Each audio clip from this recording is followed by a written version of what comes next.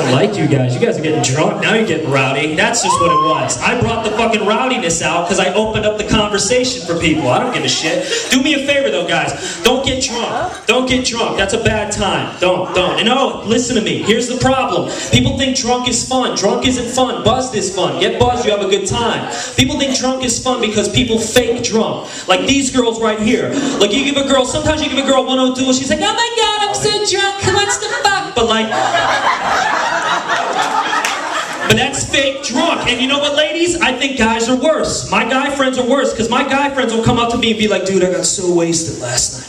I'm like, oh yeah, what'd you do? He's like, well, we got drunk, we went to Ted's party, and we got some waffles, and we went to, it's like, no, stop there. You didn't get drunk if you could eat, all right? If I hear any dudes in the back going, dude, I'm so wasted, let's get waffles, that's not drunk. If you're like, I don't want waffles, and you're in the fucking DJ booth, then you're hammered. And that's what you think you said, right? But in reality, what you said was, I don't want to find man, I don't need it. I don't want to find man, I don't need it. I don't want to find it. I don't want to find it.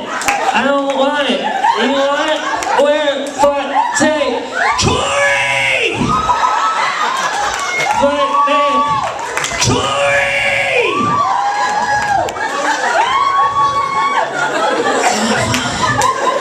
Corey! And your designated driver standing over, you're like, we don't know a Corey! Corey, shut up! You just watched Boy Meets World before we went out there, so they're gonna saying this shit! Topanga! Nobody's named Topanga, you fucking idiot! That's a fruit! We get lucky, we catch you at a time. That's what I like. We fucking catch your purse, or you look into our eyes and it kind of reminds you of your ex-boyfriend, and you just start thinking about fucking us so you can look me in the eyes and then like dump me the way you wanted to but you never did. Like that kind of shit. You know, women play that whole shit out. That's what happens. We're not good with chicks, and the reason is because we have egos. That's the problem. Guys have egos. We never think it's us. We don't think it's us. It's always you girls. It's probably you girls, but everybody else, like it's us. And we never think it's us. And I learned something though, guys. If you play back some of the times in your life when you messed up, and you start to realize, put the ego aside and realize it was you, you can fucking change your life. And I'm going to share a true story with you guys. I like it. I think we get along. I want to do this. I do. I want to hang out. I don't give a shit. This is a true story. When I was 17 years old, I was hooking up with this 22-year-old dancer. Yeah, thank you, sir. Anyway, not stripper, by the way. Well, maybe, I don't know.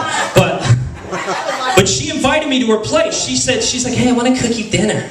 And I was excited because I lived with my parents. I was in high school. She had her own fucking place. Like, I was just heart racing, dick tingling. I just wanted to do it everywhere. Like, but the problem was I didn't know how to start it off. Like, I didn't want to show up naked and be like, hey, why don't we skip to dessert? You know, like, I didn't know how to start it, you know? So cut to 4 hours later, we're in the kitchen, she's washing the dishes, and I realized I have to say something just so she knows I don't want to be fucking friends.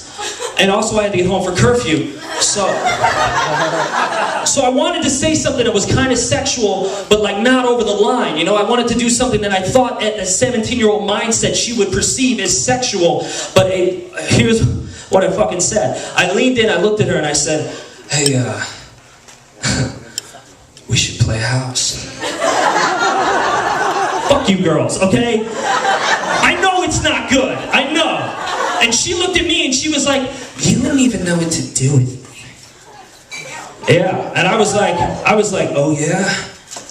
And then I didn't really think anything else to say. I kind of spaced out. And to this day, I don't know why I did this shit, but for some reason I panicked. I couldn't form words, and you know what I did? I picked her up and I put her on the kitchen counter.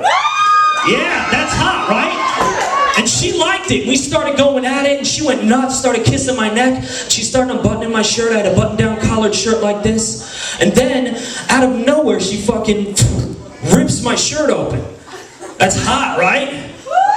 Yeah. Well, apparently I didn't think so, because the only words that came out of my mouth were, my buttons! Let it settle. Just, my buttons!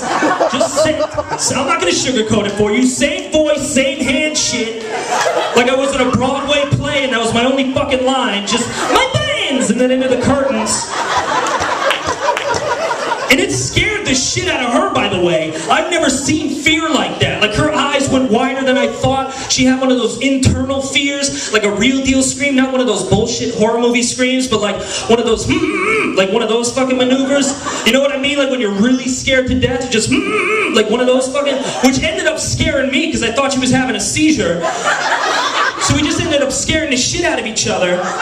And then I was like so embarrassed, I was like, oh God, I gotta think of something to say, but I panicked and the only thing I said was, I'm sorry, it's just my dad's shirt. Laugh it up, you fucking assholes. That wasn't as bad. When I went home, my dad goes, where the fuck are my buttons? And then I told him the story, he's like, you faggot, finish the job, what's wrong with you? She's a stripper, she's good to go, I know her name's Candace.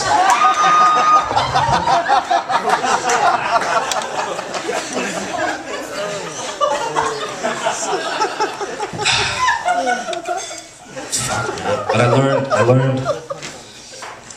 I also learned something else. I started playing shit back. I learned something else. I realized this is not good. When a girl does this shit right here. Oh, how cute. Fuck you. That is not good. That is guys, if you're getting that shit, you are fucked. That is not a good thing. And I'm gonna give you a story here. This happened. I was on the beach, I was in high school, I was hand in hand with this girl, no shoes, nighttime, full moon. She had on an Abercrombie & Fitch hoodie. I had on blue jeans rolled up to my knees to avoid saltwater damage. And we're walking, and she looks up to the stars and she goes, wow, the stars are so beautiful. And I stopped her. I stopped her in her tracks and I said, you're beautiful. Oh, fuck you for laughing at that shit. You know what? Fine, I get it. It's corny. It's fucking corny. But in the moment, you know what? Fuck you. I'm replaying that shit. I'm replaying so you get what I did. She said, stars are beautiful. I stopped her, turned her my way, looked at her, and I said, Corey!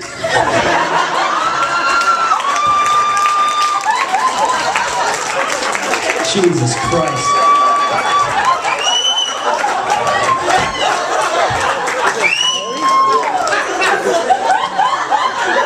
No, but ironically, that's what the dude that fucked her said. Whatever.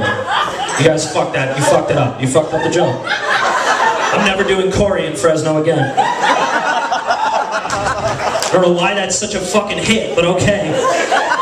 Everybody knows a fucking Corey here. Oh, but she fucking, God damn it.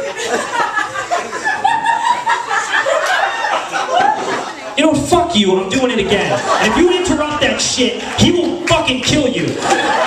Alright? Fuck you. You're not ruining this for me. Because I need to get it through your fucking head right now. This is what happened. It was Cape Cod. It was...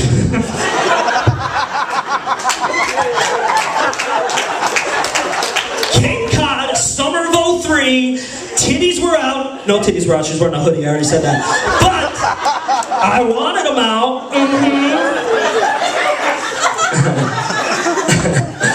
I stopped her in her tracks. Oh my fucking God, you're gonna do it again. I already know you are. I already know you are. But I looked at her and I said, you're beautiful.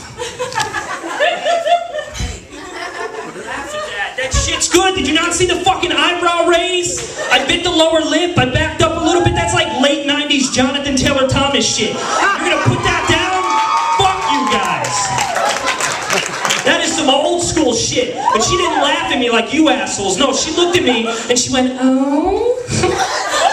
And I thought it was good. I thought it was in. But then that night, nothing happened. We shared a bed. She wanted me to hold her. I didn't know what the fuck was up. And then the next day, I'm running this shit through my brain. And we went out to lunch because that's what friends who don't fuck do.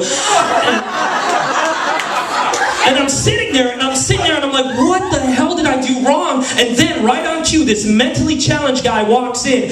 And right as she sees him, she goes, oh. Same fucking, she even did the hand shit in her seat. She did the same exact thing. And that's when I realized, guys, when girls say, oh, what they're really saying is, you're retarded. So watch out for that shit. You don't want to hear it.